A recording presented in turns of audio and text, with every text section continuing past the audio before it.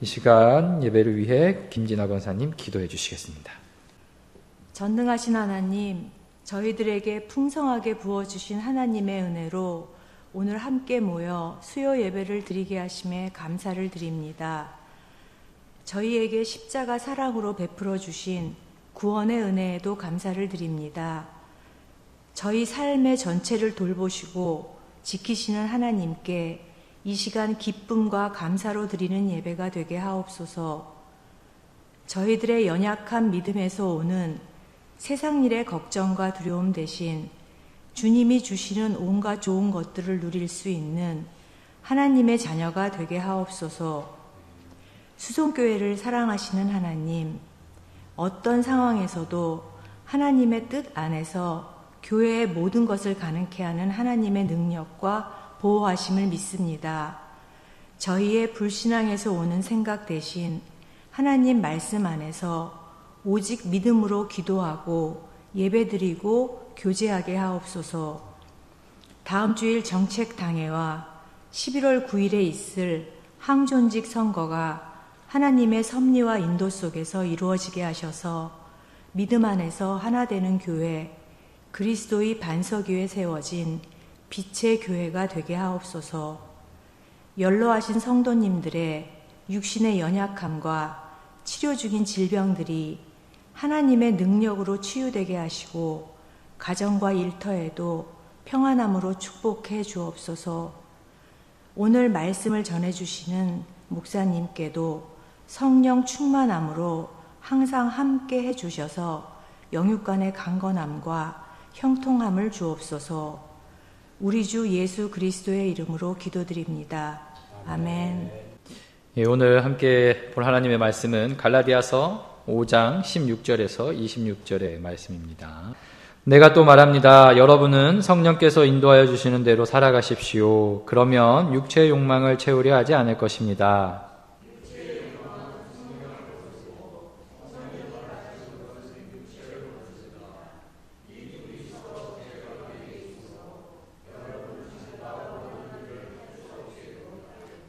그런데 여러분이 성령의 인도하심을 따라 살아가면 율법 아래에 있는 것이 아닙니다.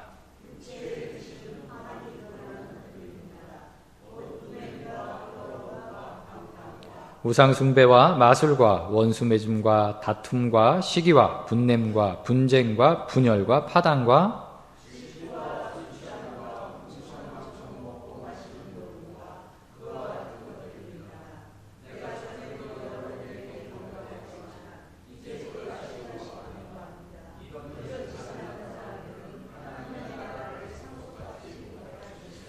그러나 성령의 열매는 사랑과 기쁨과 화평과 인내와 친절과 선함과 신실과 그리스도 예수께 속한 사람은 정욕과 욕망과 함께 자기의 육체를 십자가에 못 박았습니다.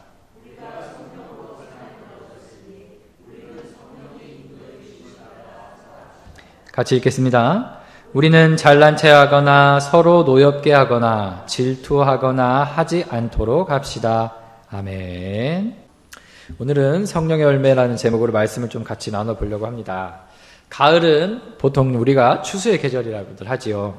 한 해 동안 잘 가까운 곡식과 나무가 맺은 열매를 거둬들이는 계절이 바로 가을입니다. 열매라는 것은 어떤 결실과 결과를 맺는 것을 의미합니다. 그래서 우리는 이 열매를 삶에서 빚어낸 결과로 비유하고도 합니다. 어떤 사람이 이루어낸 성과와 과업을 열매로 표현하는 것이죠. 열매라는 것은 어떤 일을 하는데 그 일에 대한 성과를 보이고 정말 일을 열심히 했다는 증거가 됩니다. 열매를 맺지 못한다는 것은 그만큼 어떤 일을 해나가는데 소홀하거나 부족하거나 잘못한 것들이 있다는 것을 의미하게 되기도 합니다. 그래서 우리가 어떤 일을 해나가는데 열매를 잘 맺는 것이 그만큼 중요합니다. 한편으로 농부의 입장에서 한번 생각해 보면 추수할 때 풍성한 열매가 맺힌 것이 좋을까요? 아니면 별 수확할 것이 없는 그런 앙상한 상태가 좋을까요? 농부의 큰 기쁨은 당연히 그 수확량이 적은 것보다 많은 열매들이 맺혀서 풍성한 결과를 맛보는 것일 것입니다. 예수님이 참 포도나무이시고 우리가 그 가지가 되어서 많은 열매를 맺었을 때 농부이신 하나님께서 기뻐하실 것은 너무도 당연하다고 할 것입니다. 그렇기 때문에 우리는 풍성한 열매를 맺는 자들이 되어야 한다는 것이죠. 우리가 일상에서 익숙한 나무들을 보면 그 나무가 어떤 나무인지 그 겉모습만 봐도 쉽게 알아볼 수 있습니다. 하지만 그 나무를 볼 때 그 나무가 어떤 나무인지 알 수 없을 때, 이 나무가 겉모습으로는 어떤 나무인지를 알 수 없을 때 우리가 확인할 수 있는 방법은 무엇일까요? 제일 확실한 방법은 그 나무가 맺은 열매를 보면 그 나무가 어떤 나무인지를 알 수 있습니다. 나무에 달려있는 열매를 보면 그 나무가 어떤 나무인지 확실하게 알게 되는 것이죠. 사과가 맺혀져 있으면 그 나무는 사과나무이고 배가 맺혀져 있으면 그 나무는 배나무입니다. 너무 당연하죠? 예수님께서는 누가복음 6장 43절에서 45절에 열매로 나무를 안다라고 하는 내용의 말씀을 전하셨습니다. 좋은 나무가 나쁜 열매를 맺지 않고 또 나쁜 나무가 좋은 열매를 맺지 않는다. 나무는 각각 그 열매를 보면 안다. 가시나무에서 무화과를 거두어들이지 못하고 가시덤불에서 포도를 따지 못한다. 선한 사람은 그 마음속에 갈무리에 놓은 선 더미에서 선한 것을 내고 악한 사람은 그 마음속에 갈무리에 놓은 악더미에서 악한 것을 낸다. 마음에 가득 찬 것을 입으로 말하는 법이다. 이처럼 우리가 어떤 열매를 맺는가에 따라 우리는 어떤 사람인가 하는 것을 알 수 있습니다. 정직한 행실을 보면 그가 의로운 사람이라는 것을 알 수 있고, 남을 돕는 일에 망설임이 없는 모습을 보면 그가 선한 사람이라는 것을 알 수 있습니다. 모든 일에 최선을 다하는 태도를 보면 그 사람이 얼마나 근면하고 성실한 사람인가를 알 수 있는 것이죠. 우리가 하나님을 믿고 예수님을 따르는 그리스도인이라면 어떤 열매를 맺어야 할까요? 다른 사람들이 우리가 맺는 열매를 보고 저 사람은 참 그리스도인이다라는 사실을 알 수 있게 하기 위해서 우리들이 맺어야 할 삶의 열매는 무엇이 되어야 할까요? 오늘 본문 말씀은 이처럼 그리스도인들이 맺어야 할 열매에 대해 전하고 있습니다. 바울은 오늘 읽은 본문 말씀에 앞서서 우선 다음과 같이 말합니다. 5장 13절에서 15절 말씀입니다.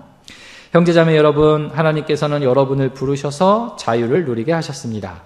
그러나 여러분은 그 자유를 육체의 욕망을 만족시키는 구실로 삼지 말고 사랑으로 서로 섬기십시오. 모든 율법은 내 이웃을 내 몸과 같이 사랑하여라 하신 한마디 말씀 속에 다 들어있습니다. 그런데 여러분이 서로 물어뜯고 잡아먹고 하면 피차 멸망하고 말 터이니 조심하십시오.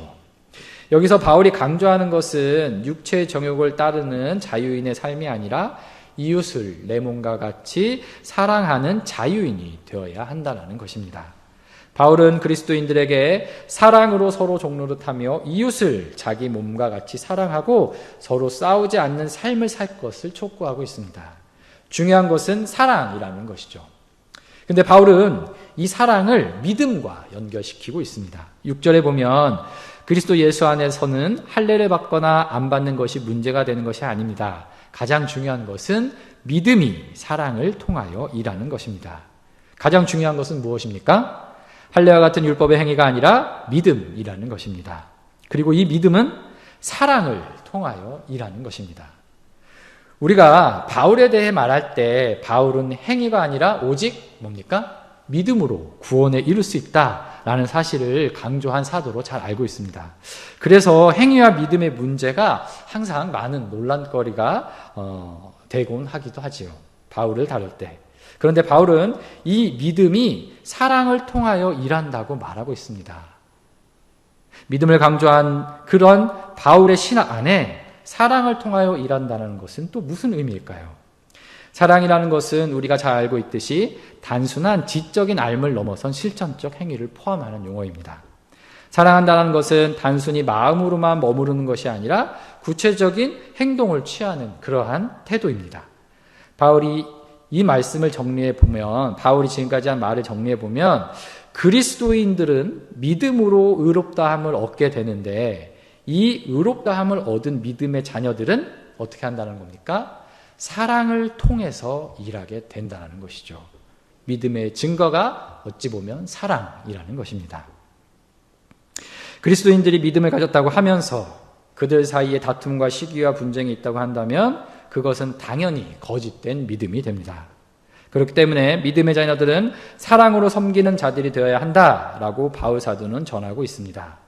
바울은 예수 그리스도를 믿는 믿음 안에 사는 그리스도인들이라면 서로 사랑하는 자들이 되어야 한다는 것을 강조한 이후에 이어서 그리스도인이 어떻게 그러한 삶을 살 수 있는지를 가르치고 있는데 그것이 바로 오늘 본문 말씀이라고 할 것입니다.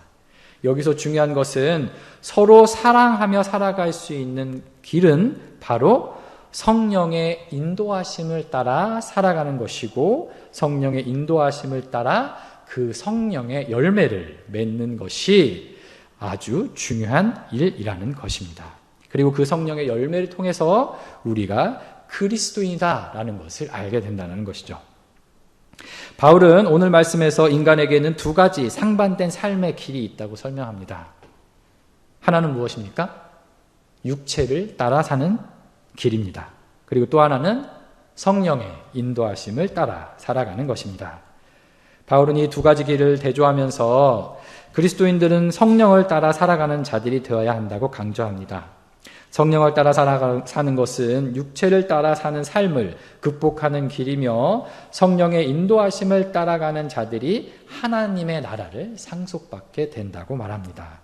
그리스도인들은 육체를 십자가에 못 박고 성령으로 행하는 사람들이어야 한다고 전하고 있는 것이죠. 바울은 육체가 일으키는 악덕을 15가지로 열거하고 있습니다. 그리고 성령의 열매를 9가지로 나열하고 있습니다. 이어서는 다음의 내용들을 살펴볼 텐데요. 악덕 목록은 이렇습니다.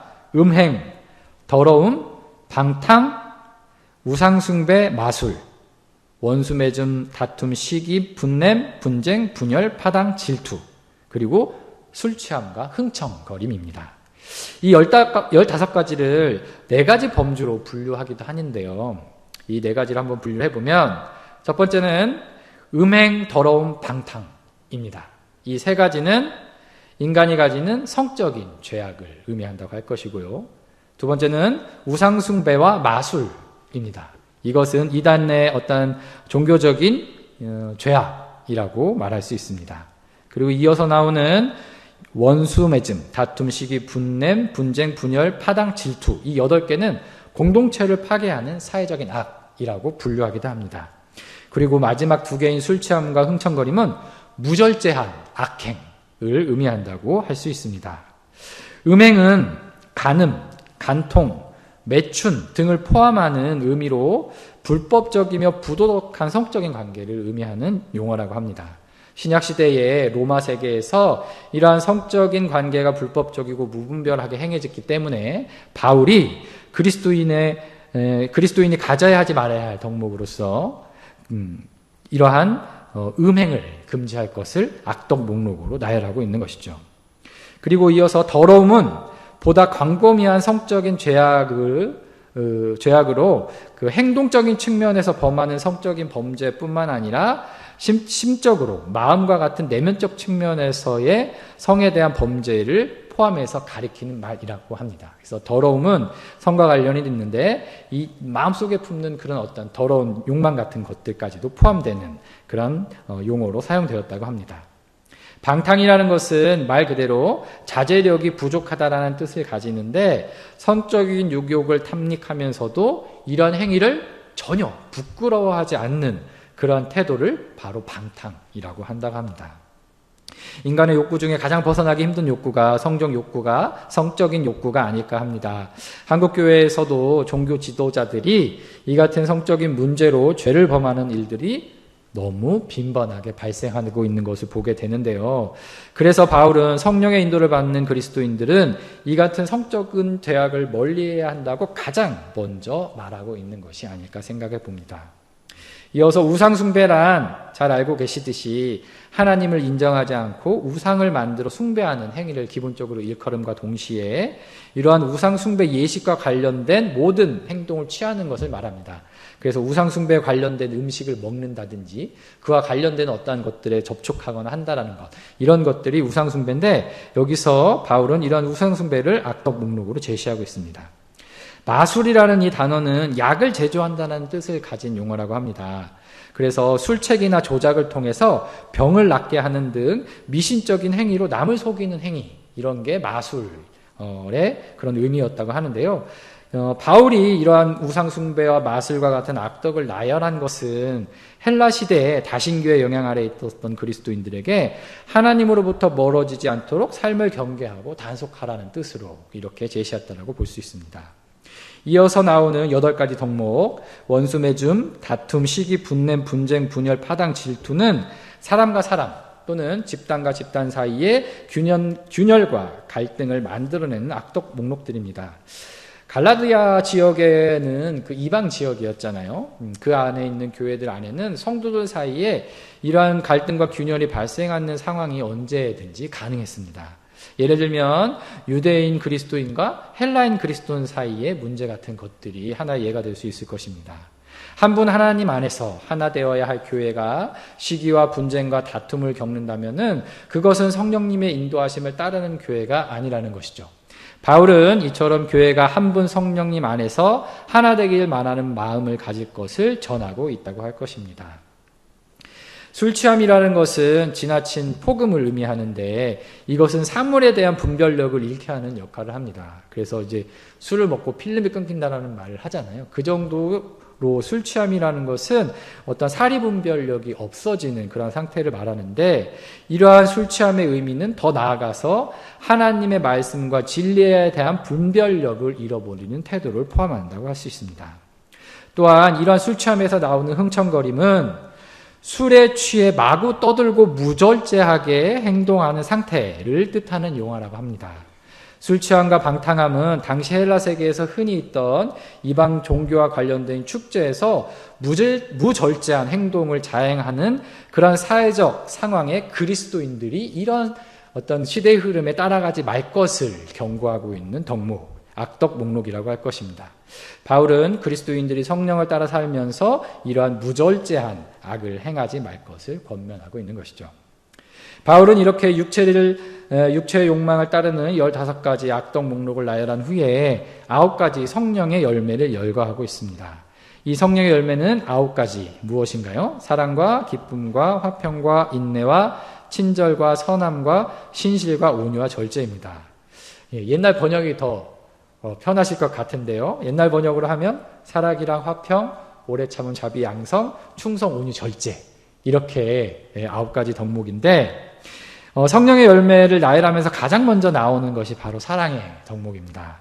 바울은 제가 아까 초반에도 말씀드렸듯이 바울은 성령의 열매를 나열하는 가운데 가장 먼저 사랑을 제시합니다. 그만큼 사랑이 중요하다는 것을 우리는 다시 한번 확인할 수 있습니다. 성령의 인도하심을 따라 살아가는 자들, 그리스도인들이 맺어야 할 가장 중요한 열매는 바로 이 사랑이라고 할 수 있습니다. 이 사랑은 남녀 간의 사랑이나 우정 같은 것을 포함하기도 하지만, 보다 궁극적인 것은, 여기서 사용된 단어는 헬라어로 아가페인데요. 더 궁극적인 것은 자신을 희생하심으로 우리를 사랑하시는 그리스도의 무조건적인 사랑을 의미합니다. 우리 그리스도인들도 이러한 아가페적인 사랑을 맺기 위해 노력해야 하는 것이고, 성령의 인도하심을 따라 살아가는 그리스도인들의 가장 중요한 첫 번째 열매는 바로 이러한 사랑이라는 것입니다. 두 번째, 기쁨은 일반적인 기쁨을 표현하는 말이지만 여기서는 외적인 환경, 여러 가지 어렵거나 안 좋은 환경에도 불구하고 그런 외적인 환경과 상관없이 내 내면적으로 내재하는 어떤 기쁨을 뜻한다고 할 수 있습니다. 우리에게 향하신 하나님의 사랑을 전적으로 의지하는 믿음으로 말미암아서 내 내면에 생기는 불변하는 그러한 기쁜 마음이 바로 이러한 기쁨이라는 것이죠. 그래서 이러한 기쁨은 일상적인 삶에 좌우되지 않고 우리 삶에서 지속적으로 유지되는 그러한 기쁨을 의미합니다. 화평은 예수님께서 모범을 보이신 것처럼 십자가에 달려 돌아가심으로 하나님과 인간 사이에 화평을 이루게 하셨던 그 화평입니다. 그래서 하나님과 화평한 관계를 맺게 된 우리는 이제 세상으로 나아가서 사람과 사람 사이에 다툼과 분쟁과 시기와 이러한 모든 것들을 끝내고 모든 사람들이 사이좋게 그리고 기쁨을 누릴 수 있는 그런 화평을 이루어내야 하는 그러한 의미의 열매라고 할 수 있습니다. 인내는 일반적으로 어떠한 시련을 당하더라도 다른 사람에게 관용을 베풀 줄 아는 그런 성품이지요. 이것은 하나님으로부터 멀어진 이스라엘 백성들이 다시 돌아오길 간절히 고대하시면서 그들을 끝까지 포기하지 못하시는 하나님의 성품이기도 합니다. 우리가 맺어야 할 인내의 성품 또한, 인내의 열매 또한 이러한 하나님의 마음을 의미합니다. 친절은 도덕적인 선, 관용, 너그러움 이런 것들을 뜻하는데 남에 대하여 인자하고 관대한 태도를 유지하는 것, 그것이 바로 친절입니다. 이러한 친절은 또한 우리를 향하신 하나님의 자비로운 성품을 나타낼 때 사용되는 용어라고 합니다. 이어서 나오는 선함, 예전으로는 양선인데요. 선함은 이 친절이라는 단어와 용어는 다르지만 의미는 같은 의미를 갖는다고 합니다.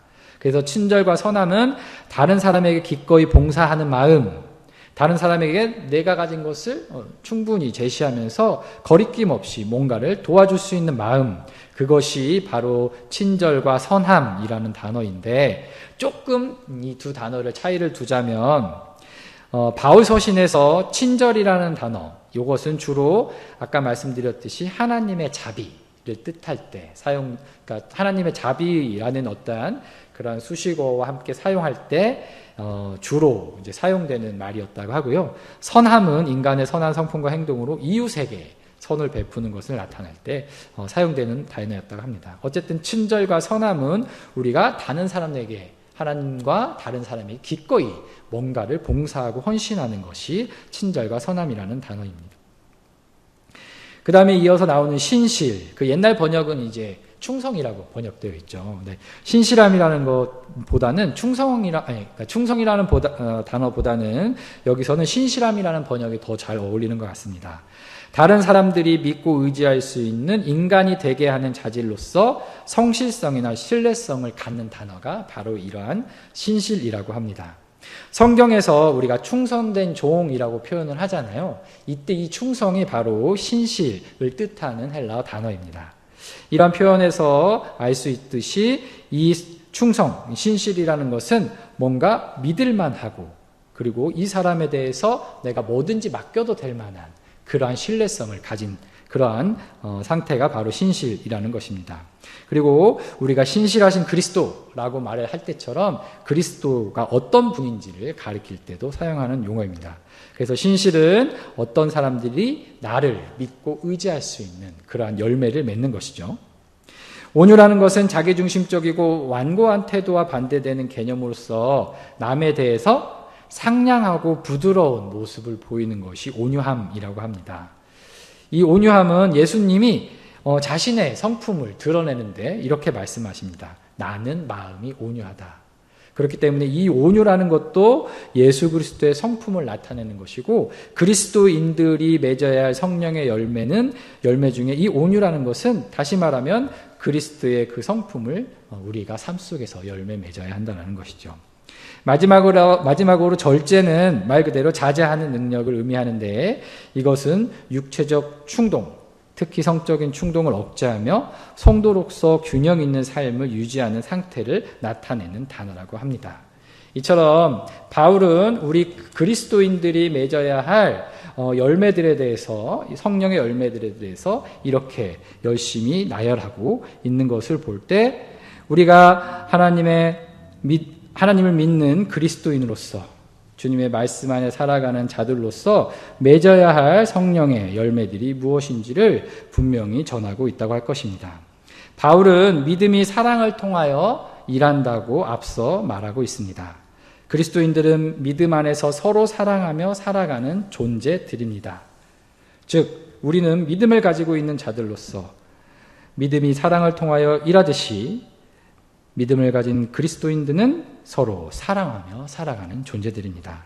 우리가 믿음 안에서 서로 사랑하며 사는 길은 무엇입니까? 육체의 정욕과 욕망을 십자가에 못 박고 성령의 인도하심을 따라 살아가는 것입니다. 그럴 때 우리는 그리스도인으로서 믿음의 사람으로 사랑을 실천할 수 있게 됩니다.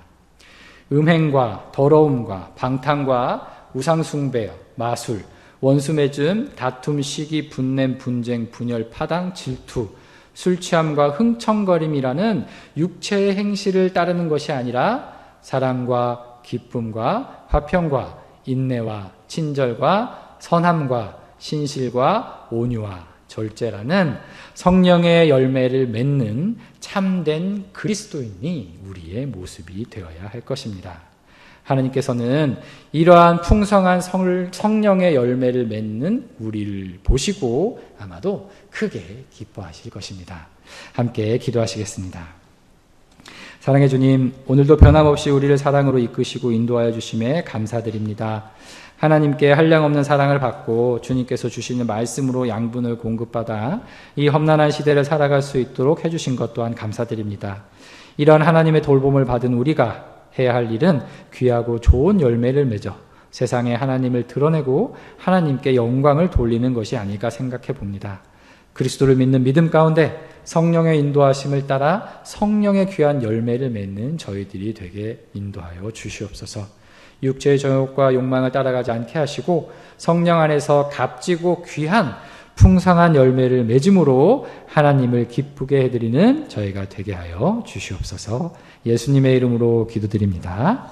아멘. 하늘에 계신 우리 아버지, 아버지의 이름을 거룩하게 하시며 아버지의 나라가 오게 하시며 아버지의 뜻이 하늘에서와 같이 땅에서도 이루어지게 하소서.